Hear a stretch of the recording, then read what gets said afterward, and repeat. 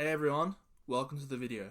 I'm Billy from Strikes and Subs, and for today's video, I'll be talking about the outcomes from today's UFC 246 weigh-ins, which include a matchup being added to the main card and a fight being scrapped entirely from the card.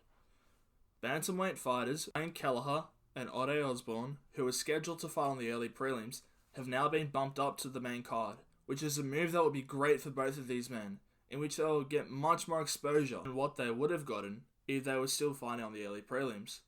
Like I did in my previous video, I'll give a brief preview of the fight. Brian Kelleher is the more experienced fighter out of the pair, with 29 fights and 19 wins. He comes into this fight looking to stop a 2-fight losing streak by getting the win on January 18. Kelleher has a range of tricks coming into this fight.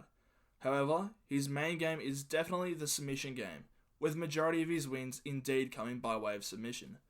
Look for Kelleher to use his Brazilian Jiu-Jitsu skills to submit Osborne, or to ensure he gets the decision by controlling all 3 rounds of the fight. Ode Osborne comes into this fight from Season 3 of Dana White's Contender Series, in which he got a Round 1 submission victory against Armando Villarreal. He comes into this fight with a 4-fight win streak, all of the victories coming in the first round. And just like Kelleher, he is a fan of the submission game, for this fight to be a grappling-based fight. Osborne will come into the fight with a 7-inch reach advantage on Kelleher, and will look to use this advantage to keep Kelleher out of reach and to put him away early.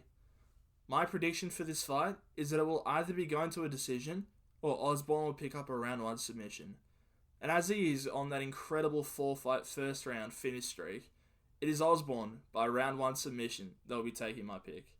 Also, coming in as a result of the weigh-ins is the main card matchup between Claudia Gadelha and Alexa Grasso being cancelled.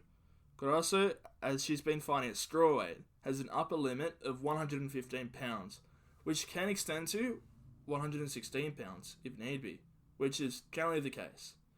Gadelha steps onto the scales, weighs in at 115.5 pounds. Great, see you tomorrow night. Then, in comes Grasso, and you can see she's looking pretty nervous to get on the scales.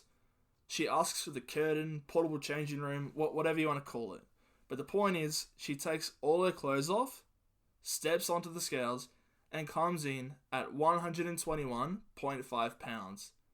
5.5 pounds over the strawweight allowance, which is crazy.